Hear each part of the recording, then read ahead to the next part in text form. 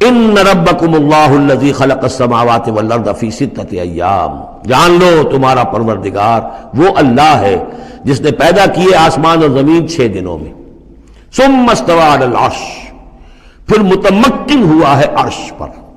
اب یہ عرش بھی جیسا کہ میں عرض کر چکا ہوں یہ بھی آیات متشابہات میں سے ہے، اس کی کوئی حقیقت بھی ہو سکتی ہے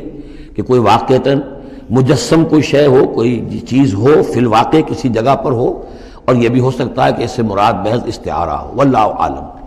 عالم غیب کی یہ ساری خبریں جو ہیں، یہ میں نے جیسا کہ عرض کیا یہ مستقل طور پر یہ تو آیات متشابہات ہی میں رہیں گی، یہ تو عالم آخرت میں داخل ہونے کے بعد ہی اس کے حقائق منکشف ہوں گے۔ البتہ جو سائنٹیفک فنومینا وغیرہ ہیں ان کے بارے میں تدریجاً بعض آیات متشابہات جو ہیں وہ اب محکمات کی شکل اختیار کر چکی ہیں، بعد اور کر لیں گی، واللہ اعلم۔ یغشی اللیل النہار، اللہ الرحمن الرحیم وبہ نستعین، سبحانک لا علم لنا الا ما علمتنا انک انت العلیم الحکیم، وصلی اللہ علی نبینا محمد وعلی آلہ وصحبہ اجمعین۔ محترم سامعین، ہمارے سامنے ڈاکٹر اسرار صاحب کے خطاب یا تفسیر قرآن کا ایک حصہ ہے، سورہ اعراف کی بعض آیات، جس میں اللہ تبارک و تعالیٰ کے آسمان و زمین کو 6 دنوں میں پیدا کرنے کا ذکر ہے، اور پھر اس کے بعد عرش پر مستوی ہونے کا تذکرہ ہے، ثم استوى علی العرش۔ ڈاکٹر اسرار صاحب نے اس کا ترجمہ اور تشریح یوں کی ہے جو میں آپ کے سامنے پڑھ کر سنا رہا ہوں۔ وہ کہتے ہیں کہ پھر متمکن ہوا عرش پر، الرحمن ثم استوى علی العرش، یہ لفظ ہے قرآن کا سورہ اعراف کا، پھر وہ عرش پر مستوی ہوا یعنی متمکن ہوا۔ استوا کے اہل سنت والجماعت کے یہاں 4 معنی عربی کے زبان کے اعتبار سے معروف ہیں، استقر، صعیدہ، ارتفع اور علا یا قامہ۔ علا اور ارتفاع ایک ہی ہے، تو اس اعتبار سے متمکن ہوا ہم استقرہ کے معنی میں یا قائم ہونا کے معنی میں مان لیتے ہیں کہ انہوں نے ترجمہ کیا کہ عرش پر متمکن ہوا، لیکن اس کے بعد ڈاکٹر صاحب یہ کہتے ہیں کہ اور یہ عرش بھی جیسا کہ میں عرض کر چکا ہوں یہ بھی آیات متشابہات میں سے ہے۔ چلیے آیات متشابہات کو اگر اس بنیاد پر متشابہات کہا جائے کہ وہ غیب سے تعلق رکھتی ہیں تو بسا غنیمت ہے، درست بات ہے۔ ہم یہ کہہ سکتے ہیں جیسے ہم کہتے ہیں کہ اللہ تبارک و تعالیٰ کی صفات متشابہات ہیں، یا جتنی بھی غیب کی باتیں ہیں متشابہات ہیں، جن کے بارے میں اہل سنت والجماعت کا یہ متفقہ عقیدہ ہے کہ ان غیب کی چیزوں سے متعلق جتنا قرآن و حدیث نے بتایا ہے اور جو بتایا ہے اتنا ہی مانا جائے، نہ اس سے کم نہ اس سے زیادہ۔ قرآن و حدیث میں کی گئی صراحت سے اگر ہم انحراف کرتے ہیں، اس میں بیان کی ہوئی کسی چیز کا انکار کرتے ہیں تو یہ بھی کفر ہے، اور اگر اس میں کچھ اضافہ کرنے کی کوشش کرتے ہیں اپنی عقل و خیال سے، نظریات اور فلسفے سے، تو یہ بھی ٹھوکروں کا اور کفر کا سبب بن سکتی ہے۔ چنانچہ انہوں نے جو اتنا کہا، اگر اتنا کہتے تو ٹھیک تھا، لیکن آگے جو انہوں نے بات کہی وہ قابل گرفت ہی نہیں بلکہ لوگوں کو اس سے آگاہ کرنا مجھے بہت ضروری محسوس ہوا، اور وہ یہ کہتے ہیں کہ اس کی کوئی حقیقت بھی ہو سکتی ہے کہ واقعتاً کوئی مجسم شے ہو، کوئی مجسم شے ہو، چیز ہو، ان کے الفاظ ہیں کوئی مجسم شے ہو، چیز ہو، فی الواقع کسی جگہ پر ہو، اور یہ بھی ہو سکتا ہے کہ اس سے مراد محض استعارہ ہو، اس سے مراد محض استعارہ ہو۔ بتائیے کہ کوئی مجسم چیز ہو، یہ بھی ہو سکتا ہے، یا پھر اس سے مراد استعارہ، اس جملے کا مطلب یہ ہوا کہ اس کی کوئی مجسم چیز یا کوئی شے نہ ہو، یہی مطلب نکلا۔ ان کا یہ جملہ اہل سنت والجماعت کے متفقہ عقیدے اور قرآن و حدیث کی بالکل صاف صاف دلالتوں اور صراحتوں کے خلاف ہے، عقیدہ اہل سنت کے بالکل خلاف ہے۔ وہ یوں کہ آپ عرش کے تعلق سے جو انہوں نے کہا، اب اگر میں صرف اتنا ہی کہوں کہ وہ خود جو ترجمہ کر رہے ہیں آیت کا، پھر وہ متمکن ہوا عرش پر، اگر عرش کوئی چیز نہیں ہے تو اللہ تبارک و تعالیٰ کی ذات کس چیز پر متمکن ہو رہی ہے؟ کوئی چیز نہیں ہے اور اس پر متمکن ہو رہی ہے اللہ کی ذات، یہ آپ کس طرح تشریح کریں گے؟ عرش پر متمکن ہوا اس کا مطلب عرش ایک چیز ہے۔ ہاں، اور تمام اہل سنت والجماعت کا یہ عقیدہ ہے کہ عرش جو ہے قرآن و حدیث کی دلالت اللہ تبارک و تعالیٰ کی سب سے بڑی مخلوق ہے۔ نبی کریم صلی اللہ علیہ وسلم نے اس کی مثال بھی دی،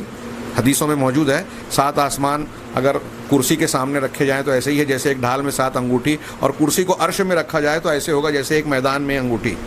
اس قسم کی روایتیں موجود ہیں۔ ہاں، اللہ تبارک و تعالیٰ کی سب سے بڑی مخلوق ہے۔ اور میں یہاں شیخ امام طحاوی کی عبارت پڑھ رہا ہوں۔ علامہ طحاوی بڑے مشہور سلف کا ان کا العقیدۃ الطحاویہ عام طور سے متداول ہے۔ اس میں 2-3 جگہ کے مقام کے علاوہ 3 جگہوں پر اہل سنت والجماعت کے لوگوں نے اعتراض کیا ہے کہ یہ ان کی تعبیرات قابل توجہ ہیں اور اس میں اختلاف کیا جا سکتا ہے، اور اختلاف ہے، لیکن باقی تمام باتوں پر تمام اہل سنت والجماعت کا اتفاق ہے۔ اس میں سے ایک جملہ میں آپ کے سامنے پڑھ رہا ہوں، والعرش والکرسی حق۔ کیا کہا؟ والعرش والکرسی حق، عرش اور کرسی حق ہے، عرش بھی حق ہے اور کرسی بھی حق ہے۔ یہ تمام اہل سنت والجماعت کا اجماعی عقیدہ ہے۔ یہ صرف امام طحاوی نے نہیں کہا، ابو نعیم اصفہانی نے اپنی کتاب میں، علامہ ابن تیمیہ نے، علامہ ابن قیم نے، عقیدے کی جتنی کتابیں ہیں جن میں آپ عرش کا ذکر پائیں گے اس میں اس کے ایک مخلوق ہونے کا تذکرہ پائیں گے۔ عرش اور کرسی کے بارے میں امام بربہاری نے جو ذکر کیا اس کی شرح کرتے ہوئے علامہ ابن حسین شیخ فوزان کہتے ہیں کہ یہ دونوں اللہ کی مخلوق ہیں، یہ دونوں اللہ کی مخلوق ہیں۔ ظاہر سی بات ہے کہ جب مخلوق ہے تو وہ کوئی چیز ہوئی، ایک مخلوق ہے، ایک چیز ہوئی، یہ سب سے بڑی ہوئی۔ بخاری کی ایک مشہور حدیث ہے، لمبی حدیث میں آخری حصہ ہے، اللہ کے رسول صلی اللہ علیہ وسلم نے فرمایا کہ اذا سألتم اللہ الجنہ فاسألوہ الفردوس، جب تم اللہ سے جنت مانگو تو اس سے الفردوس مانگو۔ آگے اللہ کے رسول فرماتے ہیں فإنہ اعلی الجنہ وأوسطها وفوقہ عرش الرحمن، اس لیے مانگو فردوس کہ یہ جنت کا سب سے اعلیٰ حصہ ہے، سب سے بلند حصہ ہے اور سب سے درمیانی ہے، سینٹرل، جنت کا بیچ کا حصہ ہے۔ وفوقہ عرش الرحمن، اور جنت الفردوس کے اوپر رحمان کا عرش ہے۔ اللہ کے نبی صلی اللہ علیہ وسلم کے اس صرف ایک ارشاد کی روشنی میں میرا یہ سوال ہے کہ کیا شیخ کی یہ بات، ڈاکٹر صاحب کی یہ بات درست ہو سکتی ہے کہ یہ محض استعارہ ہو؟ استعارہ بھی ہو سکتا ہے۔ ہاں، الرحمن علی العرش استوى یا استوى علی العرش الرحمن، قرآن میں صرف یہ جملہ 7 مرتبہ ہے، 7 مقامات پر۔ پھر اس کے علاوہ بھی قرآن کی کئی آیتیں ہیں، مثال کے طور پہ سورہ حاقہ میں اللہ تبارک و تعالیٰ نے فرمایا وَيَحْمِلُ عَرْشَ رَبِّكَ فَوْقَهُمْ يَوْمَئِذٍ ثَمَانِيَةٌ، کہ تمہارے رب کے عرش کو اپنے اوپر اس دن، قیامت کے دن 8 فرشتے اٹھائے ہوئے ہوں گے، اپنے اوپر 8 فرشتے اٹھائے ہوئے ہوں گے۔ اگر یہ کوئی استعارے کی چیز ہوتی تو اس کو اٹھانے والی کوئی بات سمجھ میں آتی ہے؟ غور کیجئے، ایک بخاری مسلم کی ایک حدیث ہے حضرت موسیٰ علیہ السلام کے بارے میں، لمبی حدیث ہے۔ ایک یہودی نے تعریف کی، مسلمان نے تماچا مارا کہ اللہ کے نبی کے ہوتے ہوئے تم موسیٰ علیہ السلام کی تعریف کر رہے ہو، تو اللہ کے رسول صلی اللہ علیہ وسلم نے اس معاملے میں سمجھاتے ہوئے کہا کہ مجھے تم کسی پر فضیلت نہ دو۔ اور حضرت موسیٰ علیہ السلام کی ایک فضیلت کی بات بیان کرتے ہوئے یہ بیان کیا کہ جب قیامت کے دن سارے لوگ بے ہوش ہو جائیں گے، قیامت کے دن سارے لوگ بے ہوش ہو جائیں گے تو سب سے پہلے میں ہوش میں آؤں گا۔ جناب محمد رسول اللہ صلی اللہ علیہ وسلم کہہ رہے ہیں کہ میں ہوش میں آؤں گا، لیکن جب میں ہوش میں آؤں گا تو میں دیکھوں گا فَإِذَا أَنَا بِمُوسَىٰ آخِذٌ بِقَائِمَةٍ مِّن قَوَائِمِ الْعَرْشِ، تو میں اچانک دیکھوں گا کہ موسیٰ علیہ السلام عرش کے پایوں میں سے، قائمہ پایا جیسے ہم چارپائی کے پایا یا پیر بولتے ہیں تو عرش کا پائے کا لفظ استعمال ہوا، عرش کے پایوں میں سے ایک پائے کو پکڑے ہوئے حضرت موسیٰ علیہ السلام کھڑے ہوئے ہوں گے۔ فَإِذَا أَنَا بِمُوسَىٰ آخِذٌ بِقَائِمَةٍ مِّن قَوَائِمِ الْعَرْشِ، عرش کے قوائم پایوں میں سے ایک پائے کو پکڑ کر کھڑے ہوئے ہوں گے۔ فلا ادری، تو میں یہ جان نہیں سکوں گا، افاق قبلی، کہ حضرت موسیٰ علیہ السلام بے ہوش ہو کر مجھ سے پہلے ہوش میں آ گئے، امجوز یا بساقت العلا اور بساقت فی الدنیا او کما قال، کہ یا پھر حضرت موسیٰ کو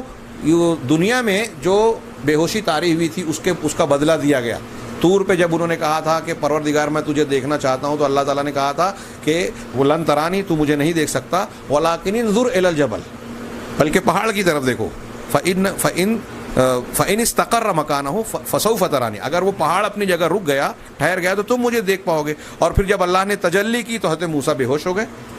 تو تو اس بے ہوشی کے بدلے میں آج بے ہوش ہی نہیں ہوئے حضرت موسیٰ علیہ السلام، یا بے ہوش ہوئے تھے اور مجھ سے پہلے ہوش میں آ گئے، یہ میں نہیں جان سکتا۔ اب یہاں میں صرف یہ استدلال کرنا چاہتا ہوں کہ حدیث میں صاف تذکرہ ہے کہ موسیٰ علیہ السلام جو ہے انہوں نے وہ جو ہے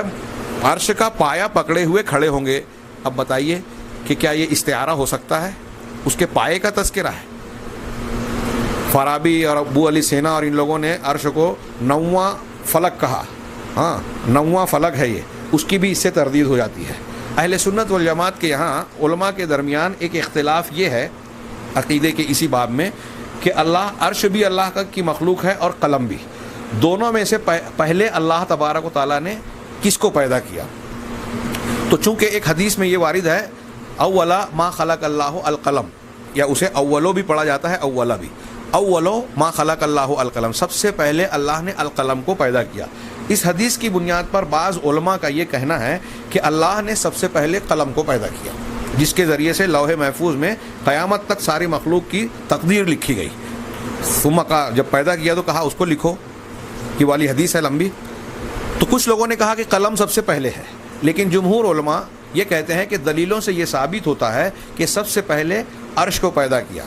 اس کی دلیل یہ صحیح ثابت شدہ حدیث ہے جو غالباً صحیح مسلم اور ابو داؤد وغیرہ میں ہے کہ قدر اللہ مقادیر الخلق قبل ان یخلق السماوات والارض ب50,000 سنہ، کہ اللہ تبارک و تعالیٰ نے تمام مخلوق کی تقدیر کو لکھ دیا، مقدر کر دیا آسمانوں اور زمین کے پیدا کرنے سے 50,000 سال پہلے۔ آسمان اور زمین کو پیدا کرنے سے 50,000 سال پہلے ساری لوگوں کی تقدیریں مقدر کر دی، لکھ دی۔ اور اس کے حدیث کے آخری ٹکڑے میں ہے وَعَرْشُهُ عَلَى الْمَاءِ وَكَانَ عَرْشُهُ عَلَى الْمَاءِ، یہ جملہ وَكَانَ عَرْشُهُ عَلَى الْمَاء قرآن میں بھی ہے کہ اس کا عرش پانی پر تھا۔ وہ پانی کی بھی کیفیت ہمارے لیے اس پانی کی کیفیت غیب کی ہے، بعض علماء کا یہ بھی قول ہے کہ سب سے پہلی مخلوق وہ پانی ہے۔ تو بہرحال اس حدیث سے یہ ثابت ہوا کہ اللہ تعالیٰ نے جب قلم کو پیدا کیا اور تقدیر لکھنے کا حکم دیا اسے، اس وقت عرش پانی پر تھا، مطلب عرش اس سے پہلے سے موجود تھا۔ اس سے یہ ثابت ہوا کہ عرش سب سے پہلی مخلوق ہے۔ پھر قلم کو پہلی مخلوق کیوں کہا گیا؟ اس لیے کہ عرش کے بعد ساری کائنات اور موجودات میں سب سے پہلی مخلوق قلم ہے، عرش کے بعد۔ تو اس سے دلیل سے بھی یہ ثابت ہوا کہ عرش پہلی مخلوق ہے۔ ان دلیلوں سے اور قرآن اور حدیث کی ایسی بہت ساری دلیلوں سے یہ ثابت ہوتا ہے کہ عرش ایک موجود مخلوق ہے، اللہ تبارک و تعالیٰ اس پر مستوی ہے۔ آگے یہ جو ڈاکٹر صاحب نے کہا استعارہ، یہ قطعی طور سے صحیح نہیں ہے۔ اور آگے یہ جو کہہ رہے ہیں کہ عالم غیب کی یہ ساری خبریں جو ہیں، جیسا کہ میں نے عرض کیا کہ مستقل طور پر یہ تو آیات متشابہات ہی میں رہیں گی۔ ڈاکٹر صاحب کہہ رہے ہیں کہ یہ آیات متشابہات میں سے ہیں، اور عالم غیب کی یہ خبریں ہمیشہ آیات متشابہات ہی کی شکل میں رہیں گی، لیکن اس کے بعد آگے اور بھی ایک گل کھلا رہے ہیں، وہ تو عالم آخرت میں داخل ہونے کے بعد ہی اس کے حقائق منکشف ہوں گے، ٹھیک ہے۔ ہاں البتہ جو سائنٹیفک، کیا ایک انگریزی لفظ ہے سائنٹیفک، ہاں انگریزی لفظ استعمال کیا ہے، فنوما ہیں، ان کے بارے میں تدریجاً بعض آیات متشابہات ہیں، وہ اب آیات محکمات کی شکل اختیار کرنے لگی ہیں۔ شاید یہ کہنا چاہتے ہیں کہ سائنسی چیزیں اور علوم کچھ چیزوں میں پہلے سمجھ میں نہیں آتے تھے، اب تحقیقات کے ذریعے سے سمجھ میں آنے لگے، کہ بھائی پہلے یہ معلوم نہیں تھا کہ مکھی کے ایک پر میں شفا ہے، ایک میں بیماری ہے، تو پہلے لوگوں نے ویسے ہی مان لیا، لیکن اب سائنسی تحقیق سے یہ پتہ چل گیا۔ تو جن چیزوں کو سمجھا جا سکتا تھا یا تحقیق ہو سکتی تھی، ان کو آپ آیات متشابہات کیسے کہہ سکتے ہیں؟ یہاں گویا متشابہات کا معنی ایک طرف وہ خود کہہ رہے ہیں کہ جو متشابہات ہے وہ ہمیشہ متشابہات رہے گی، اور پھر سائنسی رجحان اور تحقیق کی روشنی میں یہ بھی بیان کر رہے ہیں کہ کچھ چیزیں متشابہات سے محکمات بن گئی۔ ہم یہ نہیں کہہ سکتے اس کو متشابہات سے محکمات، ان کی علتیں، ان کے فلسفے، ان کی حکمتیں بعد میں سمجھ میں آ گئیں، ورنہ یہ ماننا پڑے گا کہ جو آیتیں جناب محمد رسول اللہ صلی اللہ علیہ وسلم، صحابہ کرام، تابعین، ائمہ تفسیر کے نزدیک متشابہات تھیں، وہ آج کے ہم جیسے کم علم لوگوں کے نزدیک جو ہے وہ محکمات بن گئیں، ان کے مدلولات۔ جو متشابہات اور محکمات کہتے کسے ہیں؟ محکم وہ جس کا مراد اور مقصود متعین ہو اور واضح ہو۔ تو کیا یہ سائنسی تحقیق سے جو چیزیں آج ہم کو معلوم پڑ رہی ہیں، اس کے بارے میں ہم یہ کہہ سکتے ہیں کہ اس کی مراد اور مقصود جو ہے پہلے واضح نہیں تھا، اب واضح ہو گیا؟ ان کی یہ تعبیر بھی سراسر غلط ہے، اور میں سمجھتا ہوں ایک عالم اور ایک صاحب دین یا تفسیر اور دین قرآن و حدیث کی تفسیر کے اصولوں سے واقف شخص اور خاص طور سے اہل سنت والجماعت کے عقیدے سے واقف شخص اس طرح کی غلطی کا ارتکاب نہیں کر سکتا. لہٰذا میں یہ سمجھتا ہوں ڈاکٹر صاحب نے قرآن کی تفسیر کے لیے جو بھی خدمات انجام دی, اللہ تبارک و تعالیٰ ان کی نیت خیر رہی ہوگی, ان کو جزائے خیر دے, ان کی لغزشوں کو معاف کرے, لیکن سننے والوں کو متنبہ ہونا چاہیے. ایسے علماء سے اور اہل علم سے اگر استفادہ کرنا ہے, ہمارے علماء سلف نے بیان کیا کہ آپ اگر کسی سے دین سیکھنا چاہتے ہیں تو کم سے کم یہ چیزیں ضرور دیکھنی چاہیے کہ اس کا عقیدہ درست ہو. مجھے ایک سعودی عرب کے لجنہ کا ایک فتویٰ یاد آ رہا ہے. ہو سکتا ہے کہ میرے اس نقل کرنے سے کچھ لوگوں کو برا لگے, ہاں, لیکن جو حق ہے اور دین کے سلسلے میں کسی کی ناراضگی سے آدمی کو سچائی بیان کرنے سے نہیں رکنا چاہیے. اس میں سوال کیا گیا تھا, ایک نو مسلم شخص نے جو امریکہ کا تھا, اس نے سوال کیا کہ میں مسلمان ہوا اور تبلیغی جماعت کے ساتھ گیا, روس کے کچھ علاقوں میں کچھ مسجدوں میں ہم نے قیام کیا اور وہاں ایسی مسجدوں میں جہاں قبریں تھیں ہم نے نمازیں پڑھی. اب وہاں سے جب لوٹ گیا, کچھ دن گزر گئے تو مجھے ایک شخص ملا, میں نے جب اس سے یہ باتیں بیان کی تو اس نے کہا کہ جو نمازیں آپ نے ان مسجدوں میں پڑھی ہیں جس میں قبریں ہیں, اس میں وہ نمازیں آپ کو دہرانا چاہیے, اس لیے کہ آپ کی نماز نہیں ہوئی. تو اس سے بڑی اسے حیرت ہوئی اور اس نے کہا کہ اگر یہ بات ہے تو بھائی جن لوگوں کے ساتھ میں گیا تھا دین سیکھنے کے نام پر, تبلیغی جماعت کے لوگوں کے ساتھ, تو وہ بھی تو میرے ساتھ تھے اور نماز پڑھی, کیا وہ یہ بات جانتے نہیں تھے؟ چنانچہ اس نے ایک استفتاء بنایا اور سعودی عرب کے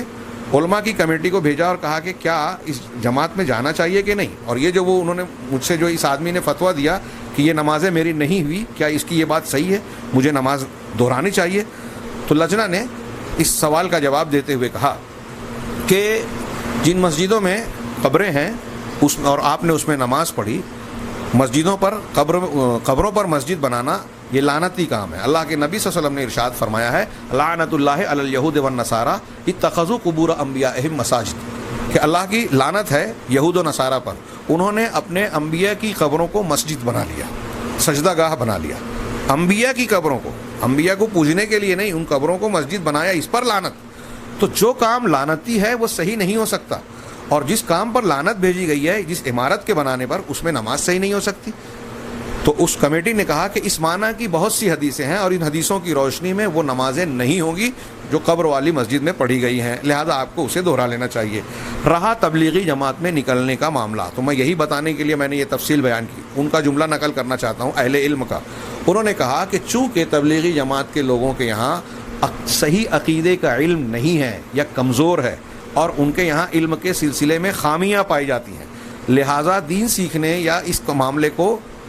دین کے تعلق سے لوگوں کو ان کے ساتھ, عام لوگوں کو ان کے ساتھ جانے سے گریز کرنا چاہیے. ہاں, اگر کوئی شخص صاحب علم ہے, عالم ہے اور سلف کے عقیدے اور منہج سے واقف ہے اور تبلیغی جماعت میں جانے کے بعد ان کی غلطیوں کی اصلاح کر سکتا ہے, ان کی غلط باتوں سے متاثر ہونے سے بچ سکتا ہے, ایسا آدمی ان کے ساتھ جائے اور ان کی اصلاح کرے. تو میں یہاں بھی یہ بات دہرانا چاہتا ہوں کہ جو لوگ بلا احتیاط علماء کی تقاریر, خطبات اور کلپس کو سننے کے آج عادی ہو گئے ہیں, وہ ایسی کئی چیزیں ہیں. یہ ڈاکٹر اسرار صاحب کی تقریروں میں, تفاسیر میں کچھ چیزیں اس طرح کی ملتی ہیں جو میرے سامنے ابھی میں 2-3 چیزیں دیکھ رہا ہوں کہ جس سے صاف معلوم ہوتا ہے کہ وہ عقیدہ سلف سے یا